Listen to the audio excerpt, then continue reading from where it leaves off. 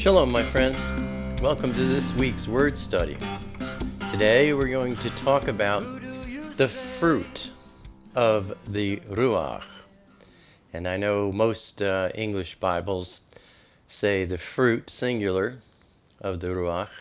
However, the Aramaic says the fruits, plural, of the Ruach. No matter. We're going to be looking at some scripture, and at the end we're going to talk about the fruits and do an audio study on the word for fruit or fruits. And as always, these days I don't read from any particular Bible version. I do my best to give you my own elocution in English of the Aramaic Hebrew. So first, let's look at Matthew, that's Matith Yahu, chapter 7, verses 13 through 23, where Yeshua says, "Enter in through the narrow gate. Because the gate is wide and spacious and broad, which leads away to destruction, and many are those who are entering in through it. But the gate is narrow, contracted by pressure, and the way is straitened and compressed that leads to chai, life, and there are few who find it." Verse 15, "Beware of false prophets, Naviim, who come to you in sheep's clothing. They look like sheep, they dress like sheep, they act like sheep, but inside they are savage, devouring wolves." Verse 16, "You will fully recognize them by their fruits. Do people pick grapes from thorn bushes or figs from thistles?" Verse 17, "Even so, every healthy, sound tree bears good fruit, worthy of admiration. But the sickly, decaying, wicked tree bears wicked fruit." I want to stop for a moment because this word wicked, I've explained this in a number of my videos in the past, but once again, the word wicked, we have an idea of wicked meaning like, really evil and fearful and rotten and murderous and all kinds of negative connotations. But in the Aramaic Hebrew, this word we see in English as wicked is really just merely talking about anyone who is going their own way instead of the way, tzad, the path, the narrow way, which is pressed, and very few find it. So, when you see wicked, just think wickedness is anyone going their own way instead of Elohim's way. That's what wickedness is. So, wicked tree bears wicked fruit. Verse 18, "A good, healthy tree is unable to bear wicked fruit, nor can a bad, wicked tree bear excellent fruit worthy of admiration." Verse 19, "Every tree that does not bear good fruit is cut down and thrown into the fire." Verse 20, "Therefore you will fully know them by their fruits. Verse 21, not everyone who says to me, Adonai, Adonai, Master, Master, will enter into the Malchut of the Shamayim, into the kingdom of heaven. Only he who is doing the will of my Father, who is in the Shamayim. Verse 22, many will say to me on that day, Adonai, Adonai, have we not Navu prophesied in your name? Haven't we cast out demons in your name? And haven't we done many mighty works in your name? Verse 23, Yeshua says, and then I'll declare to them openly and publicly, I never knew you. Stop there for a minute. I've explained this before in previous videos, but once again, when he says, I never knew you, and note he says, I never, ever knew you.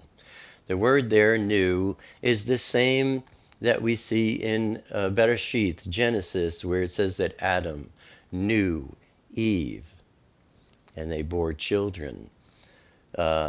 This word here is talking about intimacy, knowing someone on an intimate, very personal level. So Yeshua says, I'm going to declare to them openly and publicly, I never knew you. We were never intimate. You were never personal with me. Depart from me, you who act wickedly, going your own way, not mine, disregarding my commands and working lawlessness. Yeshua is saying all of that to teach us to be fruit inspectors.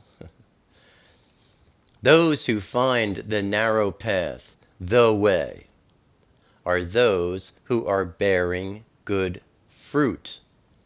The false prophets, the devouring wolves in sheep's clothing, those who were wicked, walking on the broad path, going their own way, are all putting forth wicked fruit, their own kind of fruit, which is wicked. It's not admirable. And we should be able to distinguish that fruit as being wicked, not of Elohim, not admirable, not good. And Yeshua points out that those wicked ones who are all traveling on the broad path, they prophesy, they cast out demons, they perform mighty works, all in His name. Think about that when you look at TV, evangelists, pastors of mega churches, or videos on the internet. Now, you know, we've all heard this many, many, many times. Thou shalt not judge. Well, we should never judge another without first judging ourselves. Matthew chapter 7, verses 3 and 4 tells us, remove the beam from your own eye before criticizing the toothpick in someone else's. But aside from understanding that, we've been commanded to judge others by their fruits. Are their fruits reflecting the Father's word or their own? And perhaps most important of all, are they bearing the fruit of the Ruach, the fruit of the Spirit? Or are they bearing the fruit of the flesh? Both of these things are clarified for us in Galatians, Galatiim, chapter 5, verses 16 through 26, where we see the word says, walk and live habitually in the Ruach, in the Spirit, being responsive to and controlled by and guided by the Ruach, Spirit. Then you will certainly not gratify the cravings and desires of the flesh, desires of human nature. Verse 17, for the desires of the flesh are opposed to the Ruach, the Spirit, and the desires of the Ruach are opposed to the flesh. These are antagonistic to each other, continually opposed to and in conflict with each other, so that you are not free, but are prevented from doing what you desire to do. Verse 18 reads, but if you are guided and led by the Ruach, you are not under the Torah. You're not under the law. Now, Torah does not mean law. I have a video about the Torah. Type it in my search tool on my channel, and you might see a couple of things. But Torah really means Abba Father's loving instructions to his children. Instructions that teach us how to avoid the snares of the devil. If you are guided by the Ruach and you mess up, the devil cannot serve you with a summons. Now, the Torah gives us instructions. For example, you shouldn't steal. You shouldn't lie. Now, people say, these are laws, like, oh, you do that, and then Abba Father's going to punish you. No, that's not what he's saying. He's saying, don't do these things, because if you do, for example, if you steal or if you lie, you are opening the door for Satan and his minions to create demonic attachments in your life and drag you into the darkness, bringing in more darkness and confusion into your life in ways that you wouldn't even recognize until it's too late. Now, if you're being guided by the Ruach and you do sin, we cannot not sin. We are all imperfect. But if you are being filled with the Ruach, his Spirit, and you are being guided by him, and you mess up, as you will, because you are being guided by the Ruach, there's a block. The devil and his minions cannot create those demonic attachments on you and bring you into darkness and confusion, because you are protected and surrounded with Abba Father's Gader HaKodesh, his hedge of protection. Verse 19, the works of the flesh are clear and obvious. They are adultery, you might say immorality, whoring, you might say impurity. If you, for example, are not worshiping Elohim, but you're worshiping,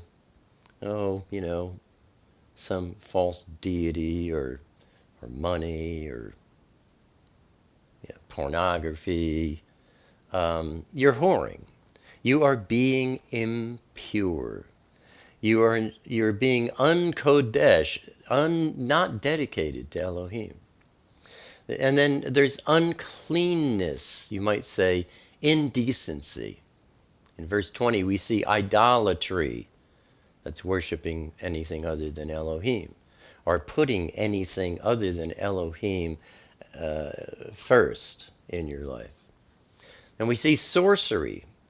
In the original language, this is really pointing at drug sorcery. Hatred, quarrels, you might say strife, jealousy, fits of rage, You might say anger and a bad temper. Selfish ambitions. Divisions. You might say dissensions. A party spirit, meaning having particular opinions which contradict the Father's word. I don't know why they interpret that one in English as party spirit.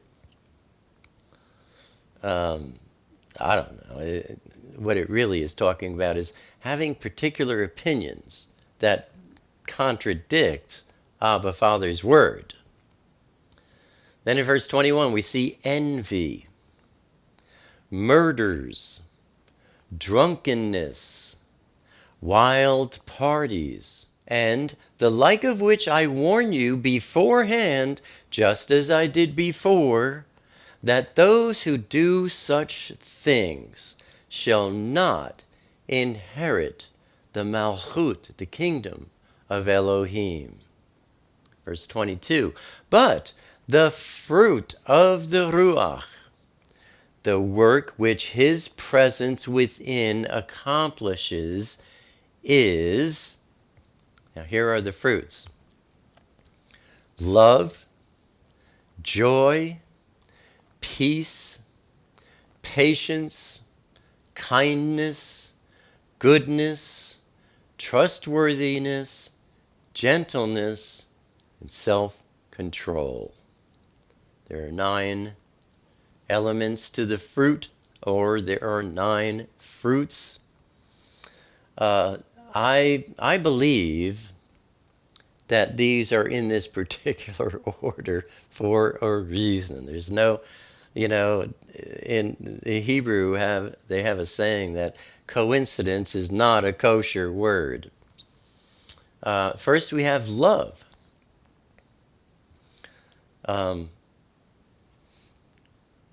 For us to really experience love,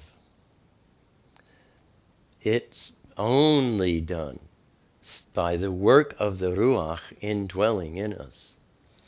And once we know love, then we're going to experience joy, happiness.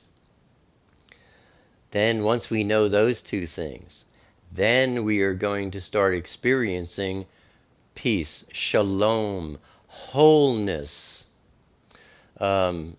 well-being, mentally, physically, emotionally, spiritually, financially. Then next, off of those 3, love, joy, and shalom, peace, we start developing patience. Again, patience is a work that is done in us by Abba Father's indwelling Ruach, his Spirit. Next is kindness. You're not going to find kindness before you develop patience.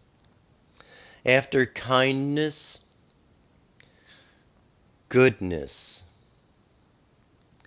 Then we become trustworthy. Then we become gentle. And last of all, we find self-control. Now, we could do a word study on each one of these 9 elements or 9 fruits, and it would be worthwhile, for sure. But we don't have time for that today.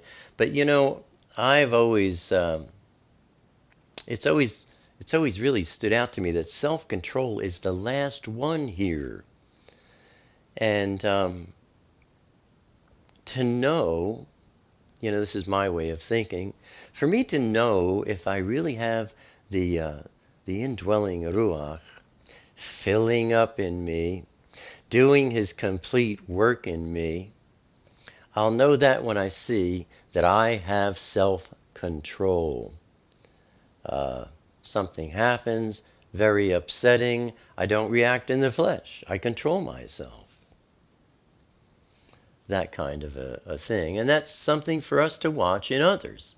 If you see somebody who doesn't have any self-control, rest assured, they don't have all of the fruit or fruits of the Ruach operating in them yet.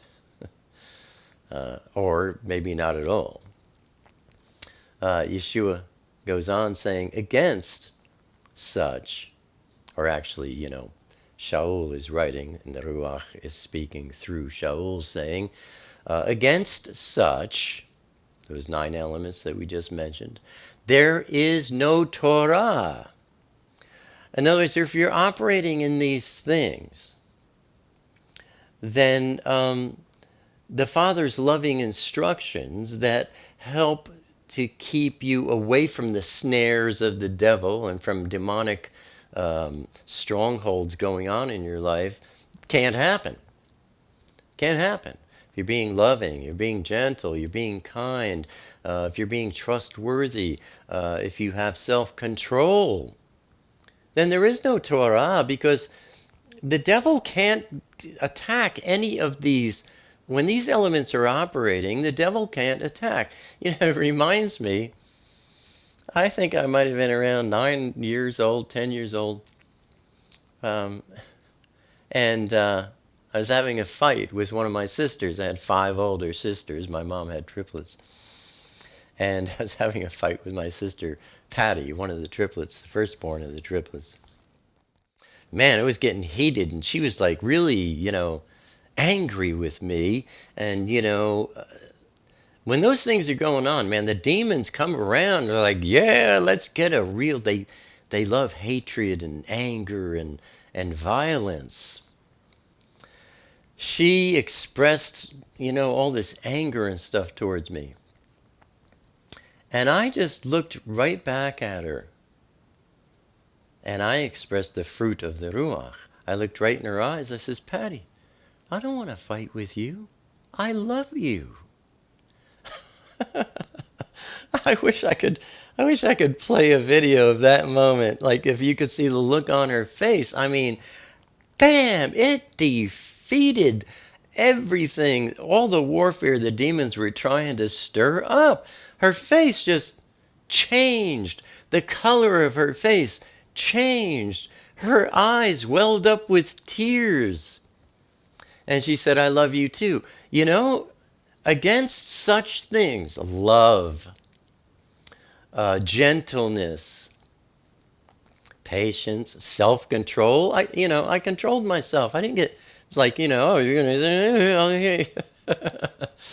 I was expressing the fruit of the Ruach, and the man, no way for the devil to bring a charge against anyone. It was eliminated immediately. So again, verse 23, second part, the Ruach is saying, Abba is saying, against such things there is no Torah. There is no way for the devil to bring a charge against anyone, to start any trouble. No way for the devil and his demons to stir up warfare in the flesh. We battle not, our battle is not against flesh and blood, but against spiritual powers and principalities of the air. My sister, there was this war that started growing. My battle wasn't with her. Hers wasn't with me. There were demons that were trying to create a war. And I spoke with love, patience, kindness, gentleness, all those things. And instantly, the war, spiritual warfare, was instantly just vanished.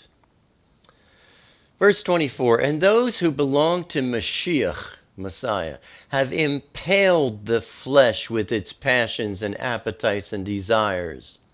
Verse 25, if we live in the Ruach, let us also walk in the Ruach. Let us go forward, walking in line with our conduct controlled by the Ruach, by His Spirit. Verse 26, let us not become vainglorious and self-conceited, Let us not become competitive and challenging and provoking and irritating towards one another, envying and being jealous of one another. You know, when my sister attacked me verbally, the first reaction in the flesh is to be conceited, competitive, challenging, provoking, irritating, envying, and jealous, and, wanting to attack her back. The Ruach was filled in me, and I didn't even, for a moment, I didn't even go there. Hallelujah. It's a wonderful experience. So once again, the fruit in Aramaic, the fruits of the Ruach, the Spirit, the work which His presence within accomplishes is love, joy, peace, patience, kindness, then goodness, then trustworthiness, then gentleness, and finally self-control. Now, the word we see here in English as fruits in the Aramaic is para. It is spelled Pei, Aleph, Resh, Aleph. We have Pei, picture of a mouth, has to do with speaking, praising. It means to blow. Yeshua looked at his Talmudim, his disciples, and he said, receive the Ruach, and he blew on them. Pei. Pei also talks about being on the edge of something. It's like being on a beach, on the edge of the earth. There's the ocean. Then we have Aleph, picture of an ox head. Has to do with Abba, Father, being yoked to Him and being taught by Him. Then Resh, picture of a man's head. It has to do with one's headship and what your thoughts are on. And then again, finally, Aleph, picture of the ox head, Abba, Father, being yoked to Him, being taught by Him. So, the fruit or the fruits of the Ruach, the Spirit, are like the voice of Abba, Father, being expressed through words and actions that bring praises to Him.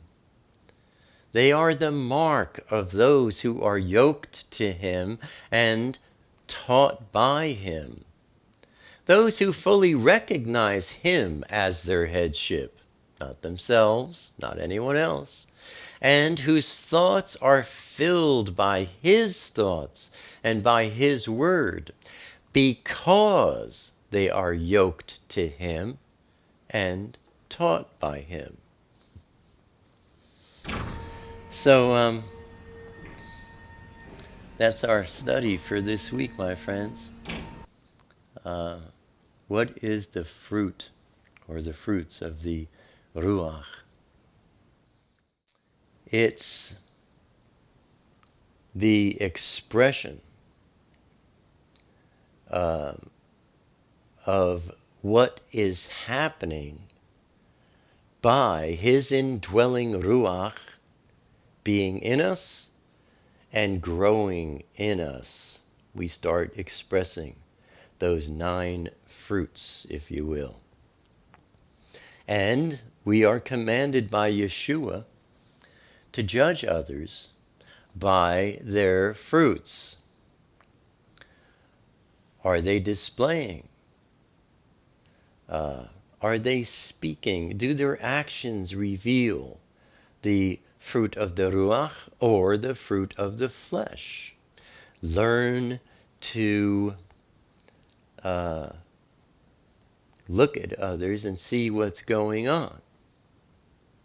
And learn to and pray and ask Abba for His Ruach to be filling up in you so that these fruits, love, joy, patience, kindness, gentleness, self-control, are being expressed through you to others, because, like the story I told you about my sister when we were little children.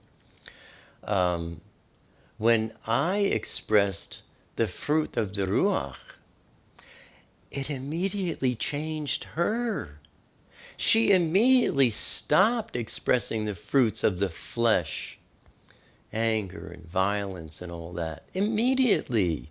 So, we want to see the fruit of the Ruach being expressed in our own lives through our words and our actions and our works, not only for our own joy and benefit, but also because it immediately changes others, heals them, and makes them hungry for His Ruach to be filling up in them.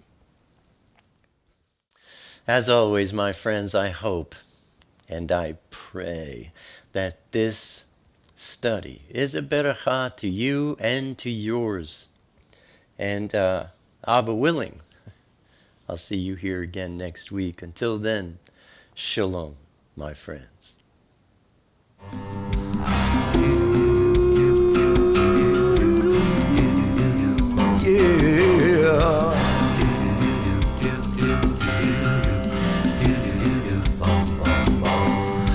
Now 2,000 years have gone by, it's another working day. Some would rather let it lie, but the question still remains.